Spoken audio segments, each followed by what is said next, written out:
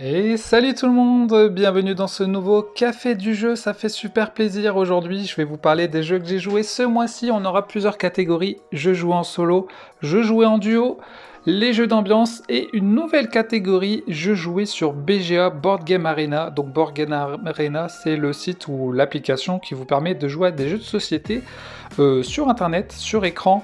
Donc on va en parler tout à l'heure. On va commencer les amis et on va commencer par le jeu joué en solo ce mois-ci. Je sais jamais d'ailleurs par quelle catégorie commencer. Est-ce que vous préférez que je commence par les jeux solo, les jeux d'ambiance, les jeux duo? Bon là on va commencer par le jeu solo. Oui je sais ma tasse est belle. On va commencer par Familiar Tales joué ce mois-ci les amis. Donc Familiar Tales, la boîte est énorme. Familiar Tales qui est noté sur Board Game Geek, hein, le site de référence des jeux de société 7.9 les amis. Alors, je vais essayer de vous faire des critiques constructives, hein, pas juste vous dire j'aime bien ou j'aime pas. Je vais essayer de vous donner des points positifs et des points négatifs sur les jeux à chaque fois, comme ça vous avez un avis assez constructif. Donc on va parler de Familiar Tales qui est noté 7.9, je trouve que c'est plutôt une bonne note. Hein. Sur Board Game Geek, les notes au-dessus de 7, c'est des bonnes notes, hein, c'est sur 10. Mais on voit rarement des jeux au-dessus de 9. Alors, Familiar Tales qui est une aventure, hein, une campagne. Donc je vais vous donner une note à la fin, mais attention, je précise, j'ai fait le chapitre 1, tout le chapitre 1 et le début du chapitre 2. J'ai joué pendant 6 soirs d'affilée ce mois-ci. Enfin, d'affilée non, mais j'ai joué pendant 6 soirs. Donc ma note ne sera pas sur l'entièreté du jeu, parce qu'il faut savoir qu'effectivement, vous allez avancer dans l'histoire, et en fait, la première mission est vraiment ennuyeuse, elle n'est pas terrible, il faut juste se déplacer, se barrer, etc. Donc il faut vraiment avancer dans le jeu pour que le jeu devienne intéressant, je trouve, parce que vous allez pouvoir débloquer de nouvelles cartes.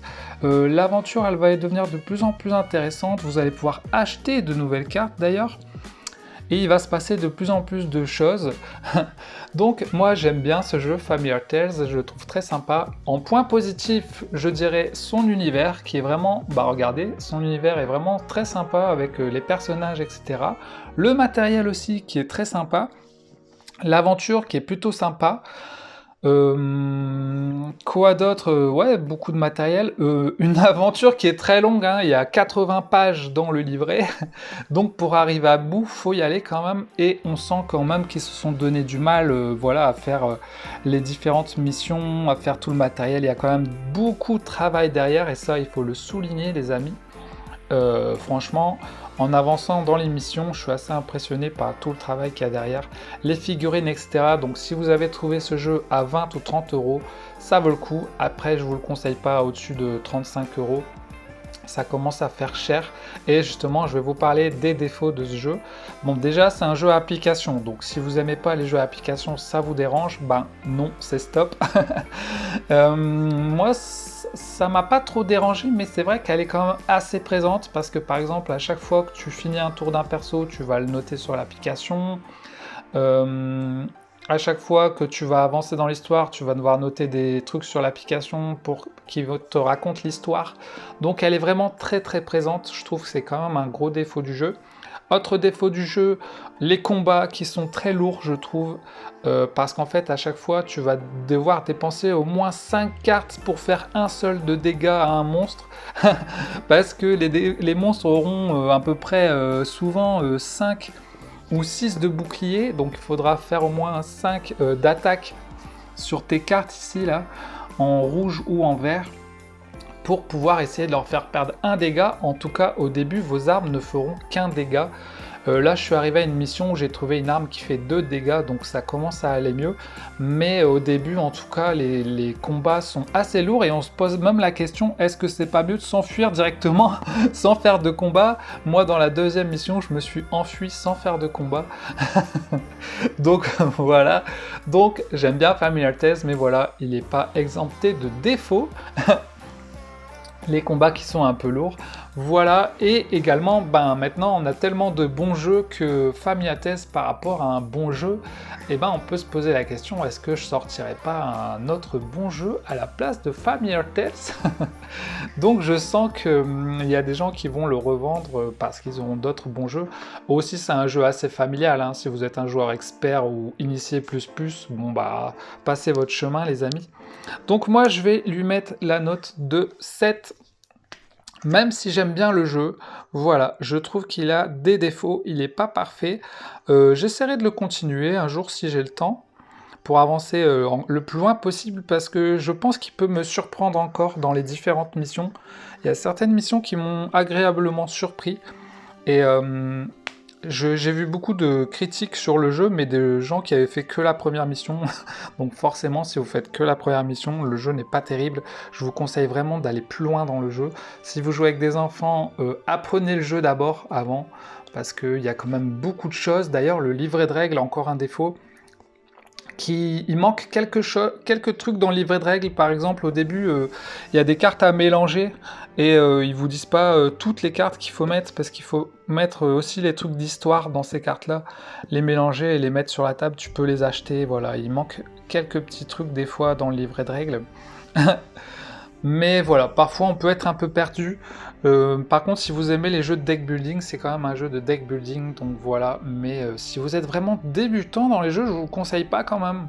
Il faut quand même s'y connaître un peu hein, pour que ce soit fluide, sinon ça va être un peu galère pour vous. Et faut pas être trop fatigué pour jouer. Donc voilà pour Familia Tales, je suis quand même content de l'avoir.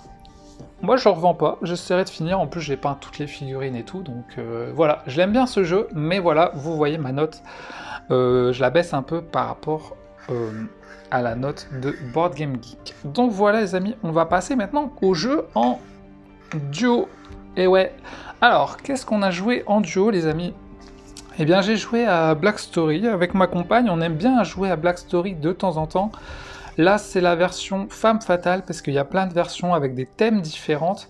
Je l'avais eu en promo, je crois, à 8 €. Ah oui, aussi, j'ai envie de vous dire que tous les jeux que je vous présente, c'est des jeux que j'ai achetés, hein. C'est pas des jeux que j'ai reçus par des éditeurs ou quoi. Tous les jeux, en tout cas, que j'achète sur la chaîne, c'est des jeux que j'ai achetés. Il n'y a que Parchemancien en vidéo que j'ai reçu. Mais sinon, tout le reste, c'est moi qui les achète. Parce que je vois qu'il y a une chasse aux sorcières en ce moment sur les influenceurs qui reçoivent des jeux, donc je préfère vous prévenir que moi j'achète mes jeux. Alors, Black Stories, vous voyez que vous avez une histoire, voilà. Même si elle n'eut qu'un œil au beurre noir, cette fois Lisa était très contrariée. Si vous jouez à deux, il y en a un qui aura la réponse de ce qui se passe vraiment en fait, et c'est souvent des meurtres, etc. Et l'autre, il aura juste ça et une image, l'image qui d'ailleurs souvent n'est pas forcément en rapport. Et la personne doit juste poser des questions, et la personne qui a la réponse doit répondre par oui ou par non. Et l'autre, en fait, il doit deviner ce qui s'est passé. Donc voilà, vous avez tout ça de cartes dans le jeu. Donc vous voyez que nous, on a déjà fait tout ça, et il nous reste tout ça à faire. Donc le jeu est quand même assez long. C'est comme pour les Unlock, c'est un jeu, bah, si tu connais la réponse, tu vas pas y rejouer, parce que ben, tu connais la réponse, quoi. Donc ça n'a plus d'intérêt. Mais franchement, on va dire par soir, on en fait 5 ou 6 par soir, quoi. Et ben, ça nous prend le temps, de temps en temps on en fait. Donc voilà, ça dure quand même pas mal de temps, et on aime bien. On aime bien Black Story, donc c'est plutôt cool. Franchement, si vous aimez les petits jeux d'enquête et tout, en plus, nous on le fait à deux, mais ça peut se jouer à autant qu'on veut, hein. En fait, tu peux jouer avec des gens. J'ai du mal à refermer la boîte, bon c'est pas grave, je le ferai plus tard. Donc Black Story qui est noté 6 sur Board Game Geek. Board Game Geek. Pourquoi j'arrive pas à fermer cette boîte? C'est incroyable. C'est les cartes qui bloquent. Voilà. Et franchement, quand je l'aurai fini, ça me dérangerait pas d'acheter une autre boîte. Et moi, je vais lui mettre la note de 7. J'augmente sa note. Je trouve qu'il mérite mieux que 6. Pour moi, les points positifs, c'est que bah, si vous êtes en duo, en couple, t'as pas besoin de connaître les jeux de société pour jouer à ça. Faut juste poser des questions et dire oui ou non. Les illustrations sont plutôt très sympas. Des fois, il y a des histoires qui sont tirées d'histoires vraies, donc c'est assez incroyable. C'est un peu glauque hein, quand même, parce que c'est tout le temps des meurtres et tout. Voilà, les histoires sont bien trouvées, etc. Pour moi, le défaut, c'est que bah il y a le fait que si tu finis le jeu, ben tu n'y rejoues pas si tu le connais. Donc ça, c'est le gros point noir. Et sinon, je sais pas, qu'est-ce que je pourrais dire comme défaut? Je sais pas trop en fait. Je trouve pas trop de défauts, finalement, c'est une bonne idée. Donc voilà, il est noté 7. Allez, on passe à la suite. Jouer en duo, les amis. Et avec First Player sur la chaîne, on a joué à Mindbug. Mindbug Evolution et Mindbug Suprême, donc la suite du premier Mindbug. Ce sont des jeux standalone, hein, c'est-à-dire que vous pouvez acheter juste cette boîte toute seule et ça vous suffit, ou juste celle-là toute seule, ça vous suffit. Même pas besoin d'acheter le premier Mindbug. Donc voilà, mais c'est la suite aussi parce que ben, vous allez voir qu'il y a des choses en plus. Donc Mindbug qui est noté 8.4, donc très très bonne note. Très très bonne note, les amis. Et moi, je vais lui mettre aussi ma note. Je vais lui mettre la note de 9 à Mindbug parce que j'aime beaucoup Mindbug. C'est un de mes jeux préférés d'affrontement avec Dice Throne. Je sais qu'il y a des gens qui aiment pas. Si vous êtes joueur de Magic, que vous aimez la complexité de Magic, que vous aimez les jeux de cartes assez complexes, ce sera pas pour vous parce que c'est un jeu très simple où vous avez juste 10 cartes en tout, où vous en piochez 5, vous jouez vos créatures et l'autre adversaire peut vous mindbugger 2 fois pour vous voler une créature. Donc en général, c'est beaucoup de créatures hyper puissantes. Donc voilà, et là, point positif et point négatif. Bah, pour moi, le gros point positif de ces nouveaux paquets, c'est qu'ils ont des mécaniques en plus par rapport au premier Mindbug. Donc, si vous cherchez un jeu un peu plus complexe, et ben voilà, c'est parfait. Et il n'en est pas pour autant très complexe. C'est-à-dire que bon, bah, ça reste du Mindbug, ça va pas révolutionner le truc, mais vous avez des mécaniques en plus. Dans Evolution, vous allez pouvoir faire évoluer des monstres qui vont, vous allez changer, vous allez intervertir la carte, vous allez avoir un nouveau personnage, un peu comme un Pokémon. Ça, je trouve ça trop marrant. Vous allez avoir une nouvelle activation, c'est-à-dire que dans Mindbug, tu peux soit poser, soit attaquer. Bah là, tu auras une nouvelle activation qui sera action pour créer quelque chose en plus. Donc vous avez voilà des façons en plus de jouer. Dans Éternité Suprême, il y a tout un truc avec la défausse. Quand vos créatures elles seront dans la défausse, elles vont pouvoir vous apporter des avantages ou des malus. Vous allez pouvoir les récupérer pour booster vos autres créatures. Donc je trouve que ça apporte vraiment des choses en plus à Mindbug et vous pouvez même cumuler les deux pour créer un Mindbug perfect, j'ai envie de dire. Un Mindbug parfait avec bah, voilà, des mécaniques supplémentaires. Les cartes sont toujours très marrantes. Enfin, je trouve que franchement, ils ont fait du bon boulot avec ça. Maintenant, voilà, c'est un jeu d'affrontement. Pour moi, le gros défaut de Mindbug, c'est qu'il n'y ait pas de mode solo. Alors, j'ai créé un petit mode solo sur la chaîne avec un petit challenge à faire contre la girafe. J'aimerais bien créer un mode où je crée une aventure où il faut affronter, par exemple, 3 monstres dans faire une campagne, en fait, tu vois. Parce que pour moi, c'est ça le gros défaut de Mindbug, c'est qu'il n'y ait pas de mode solo. Il y a aussi, pour moi, un défaut de Mindbug, c'est quand même l'aléatoire, parce que vous allez piocher 10 cartes dans tout le paquet de cartes pour vous faire votre deck, et en fonction de vos créatures, bon... par exemple, j'ai joué contre First Player et il y a un moment où j'avais beaucoup de doubles, donc j'avais pas beaucoup de variété dans mes cartes vu que j'avais pioché des doubles. Donc des fois, en fonction de ce que vous allez piocher, peut-être que vous allez piocher une main un peu plus puissante que votre adversaire, mais bon, c'est à vous de vous en sortir avec ça, faut pas se prendre la tête quand même, mais il y a quand même des tournois de Mindbug.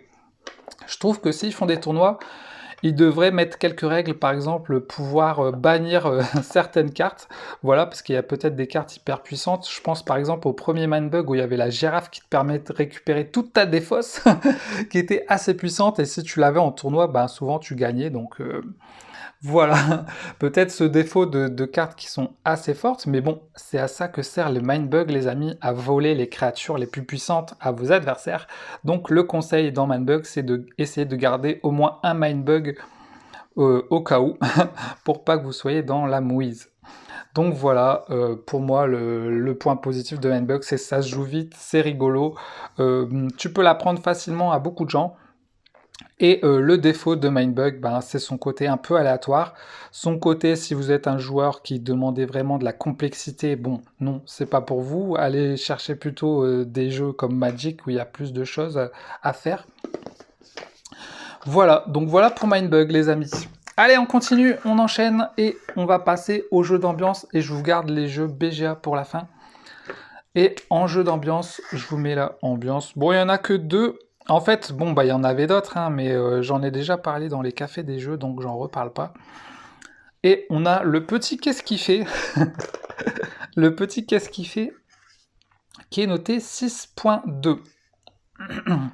Alors, qu'est-ce qu'il fait? Bah, c'est hyper simple ce jeu en fait, hein. C'est un jeu où vous avez des cartes, voilà, de toutes les couleurs. Et en fait, il faut que je vous le montre parce que sinon vous allez rien comprendre. Tout simplement, bon, vous avez des dés pour vous dire quel numéro vous allez choisir. Vous distribuez une carte à chacun. Tout le monde a une carte. Il y en a qui auront, voilà, des choses à mimer. Par exemple, si on a fait 46 en dés, tout le monde va devoir mimer se brûler en mangeant de la soupe. Donc vous allez dire 3, 2, 1. Tout le monde va mimer ça. Ils vont se brûler en mangeant de la soupe, ils vont mimer ça. Mais parmi les gens, il y en aura un ou deux en fonction du nombre que vous êtes, qui va avoir sur son truc tu es largué, tu es largué, tu es largué. Donc il sait pas ce qu'il faut faire. Donc il va devoir essayer de mimer ça en regardant les autres et en essayant de se faire passer pour quelqu'un qui a une bonne carte. Les autres vont devoir voter pour la personne. Je pense que c'est toi qui es largué. On rigole bien, c'est marrant. En famille, ça passe bien parce que, bah voilà, on chope des barres, on fait non, on doit mimer et tout. Franchement, on a bien rigolé. Mais c'est le genre de jeu, tu fais que 2 parties, quoi, parce que bon, bah, tu l'apprends assez vite, mais tu te lasses assez vite aussi. Donc, je vais lui mettre la note de 6.5, les amis. Et les amis, on passe à Perspective. Regardez-moi cette belle boîte qui est faite par les éditeurs Space Cowboy, hein, ceux qui font les Unlock aussi. Oh, la boîte à l'envers. Donc Perspective qui est noté 7.8, c'est un jeu d'enquête. Et nous, on aime bien les jeux d'enquête. Alors celui-là, on l'a fait à 3. J'attendais de pouvoir le faire à 3 et pas à 2, parce que j'avais entendu des gens qui disaient que c'était mieux à 3. Eh bien, on l'a fait à 3, et effectivement, c'était très sympa. C'était très sympa. En tout cas, on a fait la première mission Nagaraja sur l'Inde. Il est noté 7.8. Et en fait, ce qui est bien de le faire à 3, c'est que vous allez chacun avoir des cartes. Je crois que c'était 4 cartes, ouais. On avait 4 cartes chacun. Donc 4, 4, 8 et 4, 12. En tout, il y avait 12 cartes. On avait 4 chacun et on se donnait les informations. Alors voilà, sur telle carte, je vois ça, je vois ça. Et toi, tu vois quoi? Ah ouais, moi, je vois un truc qui ressemble, etc. On avait le droit de montrer une carte sur la table. Et puis voilà, après on avait, en fait, on a une question, on sait qu'on a une question qu'il faut répondre pour résoudre l'enquête.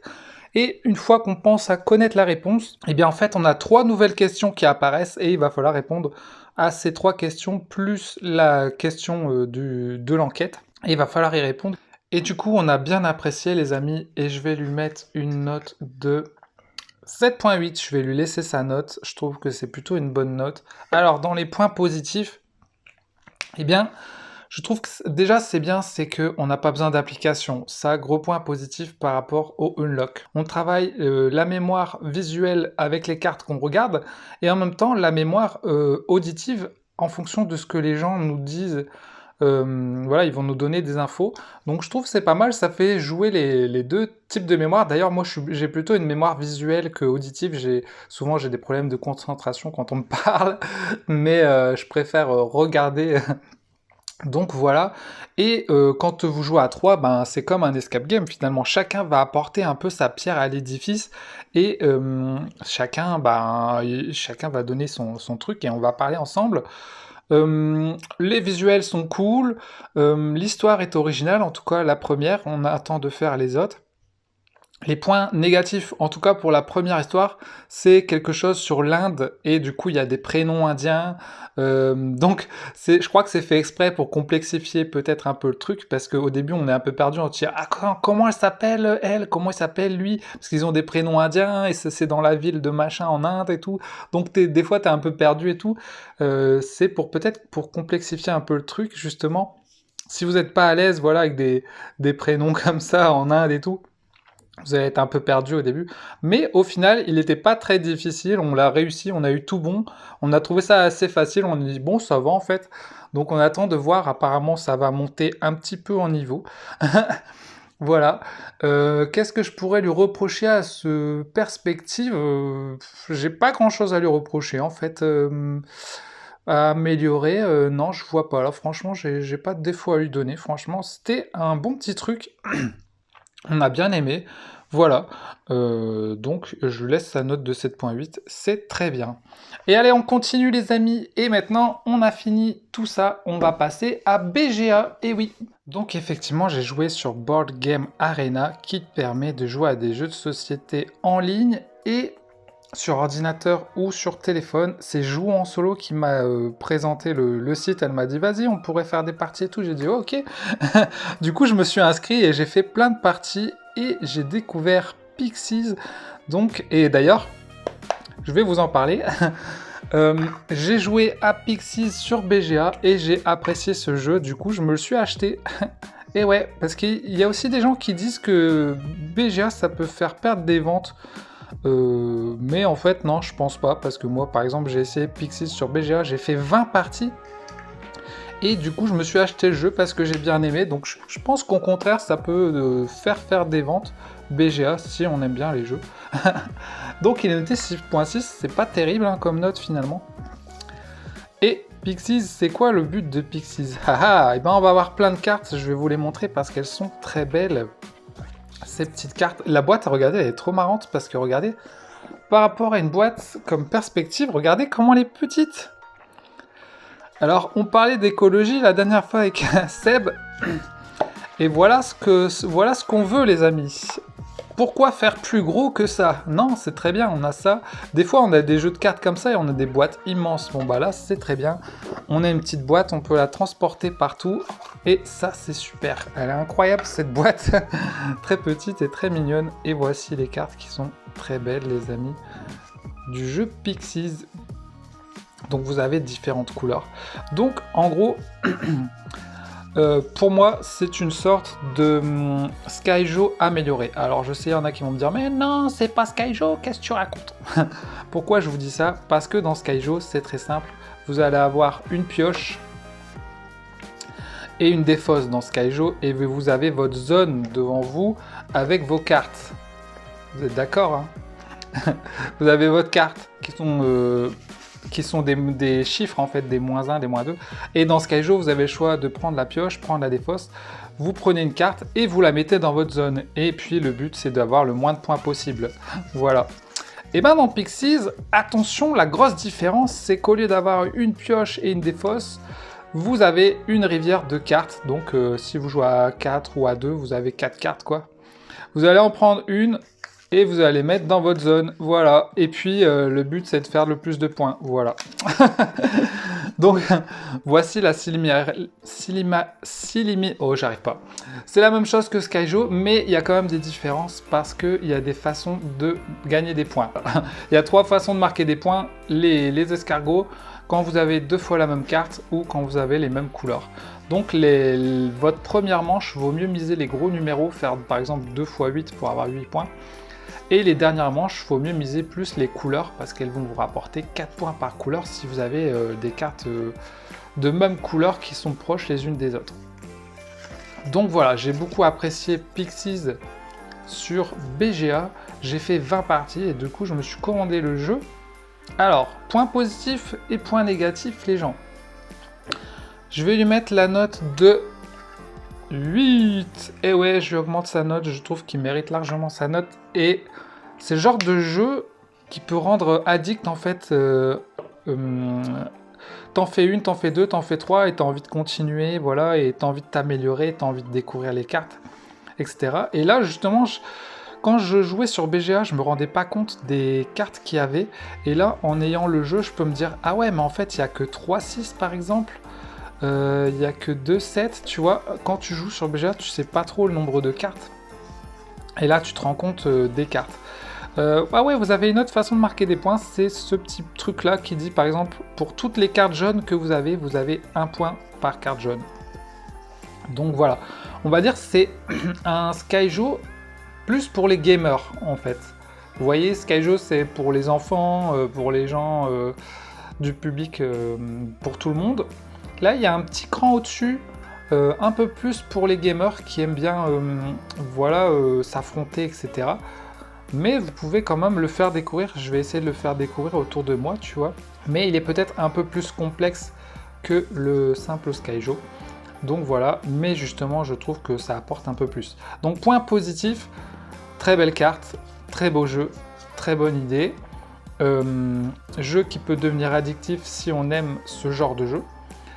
Point négatif, il y a une partie d'aléatoire dans le jeu. Et oui, parce que imaginons qu'on joue à 2. Quand on joue à 2, il y a une rivière de 4 cartes. Donc si je commence, je prends la première. Le deuxième, il prend celle-là, par exemple. Après, je prends celle-là. Et après, il prend celle-là. Donc vous voyez, vous allez être dépendant de ce qui va arriver. Et encore pire à 3, si vous jouez à 3. Voilà, le premier va prendre celle-là, le deuxième va prendre celle-là, bah vous n'avez pas le choix, vous allez devoir prendre celle-là. Donc il y a quand même un aléatoire, mais en finale, dans Skyjo, c'est pareil, j'ai envie de dire. Moi, ça me dérange pas d'avoir une partie d'aléatoire comme ça. Également, pour moi, le gros intérêt de Pixies, donc là, c'est pas dans les défauts, c'est dans les qualités, c'est que la plupart des débutants, quand ils vont commencer à jouer, ils vont regarder que ce qu'ils vont faire eux, en fait. Ils vont dire « Ah, je vais jouer des cartes bleues, je vais jouer toutes mes cartes bleues. » Mais pour moi, le gros point fort de Pixies, c'est de regarder votre adversaire.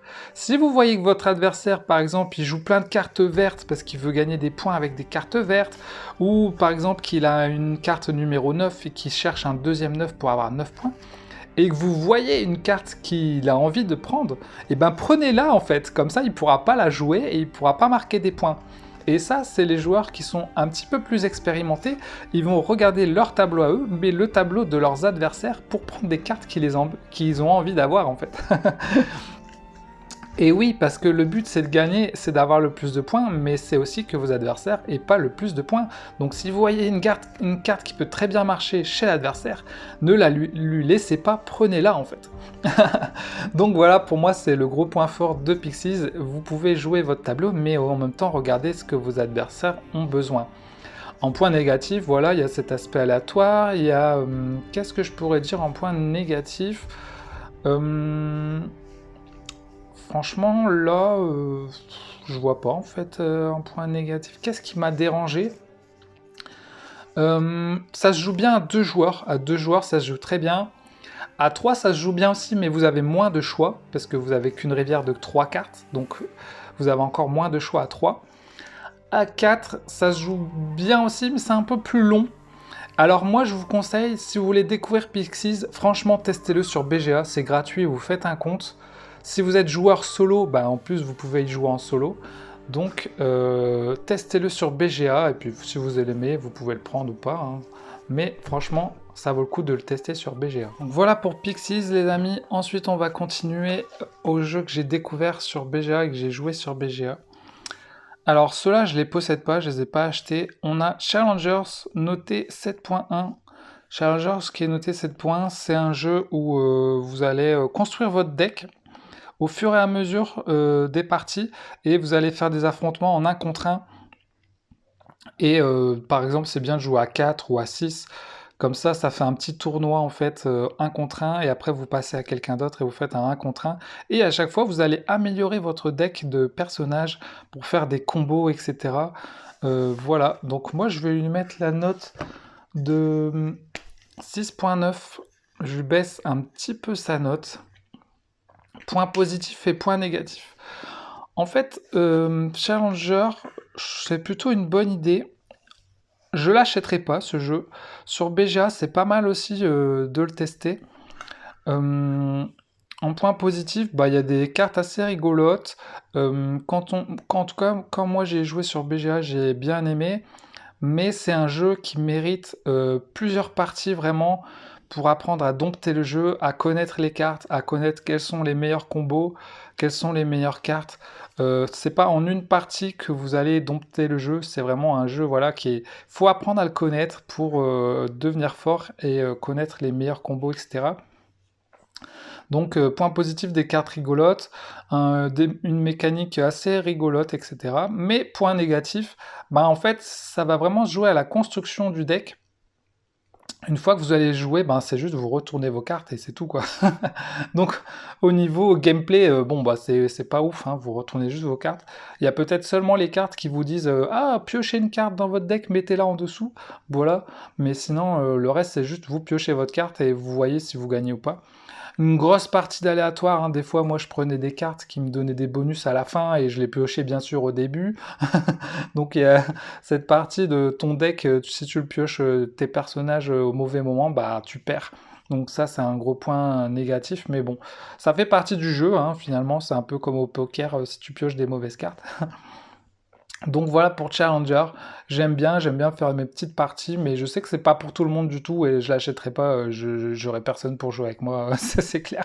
Il y a un mode solo hein, apparemment, mais bon, moi franchement ça me suffit de jouer sur Beja, ça me va très bien.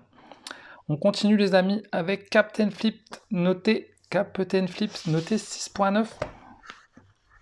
Alors, Captain Flip, c'est intéressant ce jeu.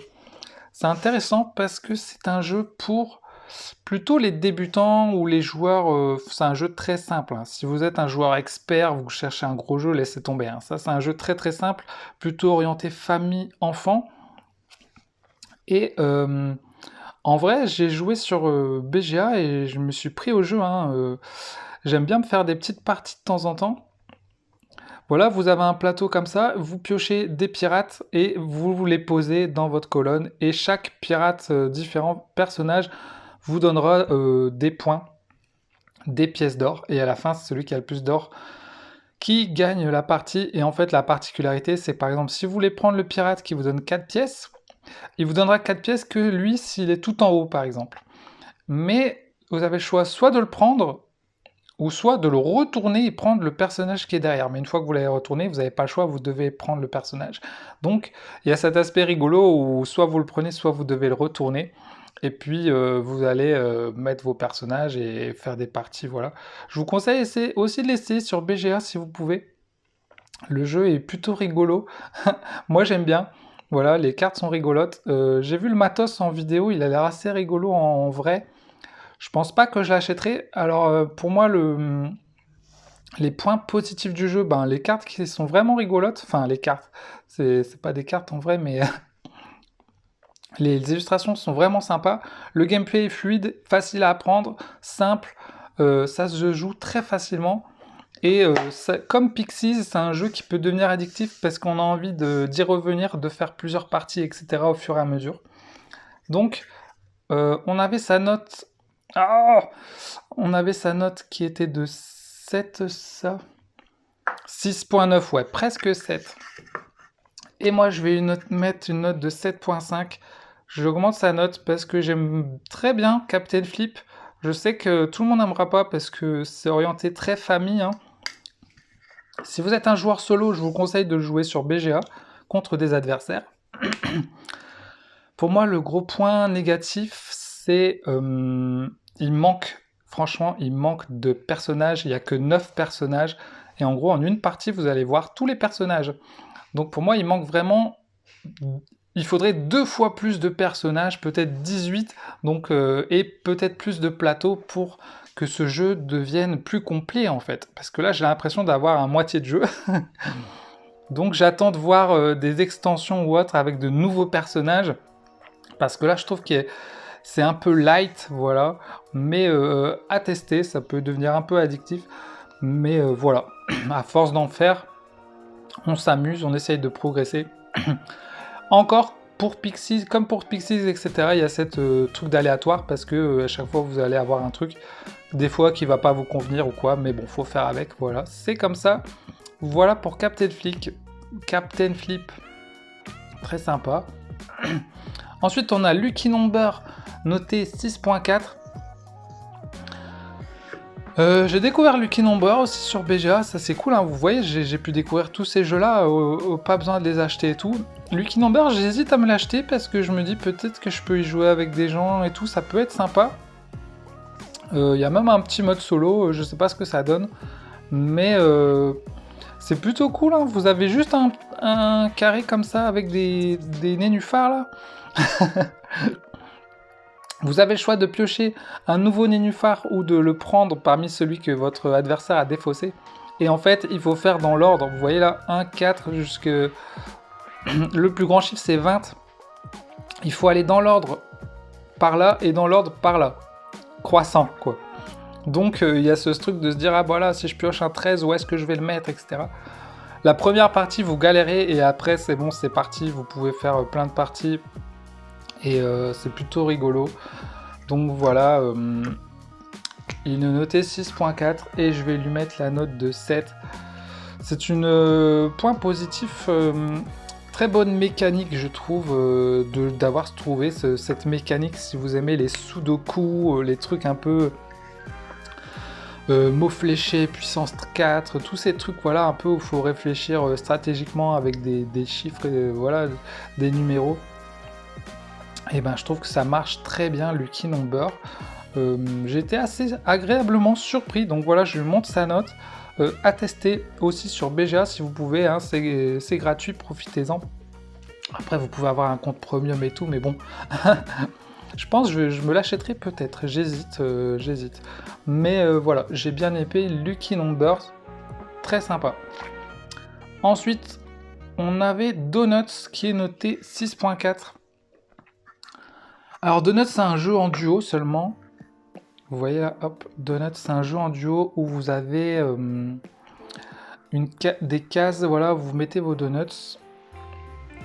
La lumière elle reflète trop. Donuts qui est noté 6.4, ah bah on l'a vu je crois là-bas. Qui est noté 6.4, Donuts, et moi je vais lui mettre la note de 6. Je lui baisse un peu sa note, j'ai été un peu déçu par Donuts. J'ai pas trouvé, contrairement à un Pixies ou un Captain Flip que j'ai trouvé assez addictif, on avait envie d'y revenir. Donuts, j'avais pas forcément envie d'y revenir. À chaque fois, en fait, vous êtes en 1 contre 1, donc quand quelqu'un va mettre un donut, s'il le met sur ça, il doit suivre la ligne, le prochain, il doit le mettre sur la ligne là. Si toi tu le mets là, bah le prochain il va le mettre sur la ligne diagonale, tu vois. En fait, il faut suivre les lignes, quoi. Et puis, c'est un peu un mode puissance 4, si tu arrives à aligner, bon bah là c'est 5 de la même couleur, t'as gagné, voilà. Donc c'est assez simple, mais je trouve que c'est un peu chaotique, ça part dans tous les sens, et des fois tu sais même pas pourquoi t'as gagné ou t'as perdu. Donc, ouais, c'est un peu ça part un peu dans tous les sens. Peut-être qu'il faut ajouter quelque chose en termes de mécanique pour que ça... Je sais pas. Moi, j'ai pas accroché. Le défaut, c'est ça, c'est que j'ai l'impression, quand je gagne ou quand je perds, j'ai l'impression que c'est un peu du hasard, en fait, tu vois. Contrairement à Captain Flip, où si j'ai perdu, je me dis, ah bah mince, j'ai pas pris la bonne carte, je l'ai pas placée au bon endroit, blablabla. Là, je sais pas trop, en fait. Donc voilà pour Donuts. Mais si ça vous plaît, n'hésitez pas à le dire, les amis. J'essaye de faire les points positifs, les points négatifs. Des fois, c'est pas évident hein, de dire, voilà, la mécanique de Donuts, comment on pourrait l'améliorer, par exemple, pour qu'elle soit plus intéressante. Bah ça, c'est un travail de game designer, hein, tu vois, donc... Donc voilà les amis, je crois qu'on a fini pour aujourd'hui. Je vous ai parlé de tous les jeux que j'ai joués ce mois-ci. Pas de tous, hein, parce qu'il y en a que j'ai rejoué et que j'ai déjà parlé avant. Donc j'en ai pas reparlé. J'espère que ça vous a plu les amis, je vous fais des gros bisous. Allez, on se dit à la prochaine vidéo. Salut tout le monde, et surtout s'il y a des jeux qui vous plaisent, je vous laisse des liens en dessous, liens affiliés, ça me permet d'acheter de nouveaux jeux plus tard, une fois que j'aurai les bons d'achat. Donc c'est trop sympa, merci de soutenir le travail. Je vous fais des gros bisous. Salut tout le monde, tchuss!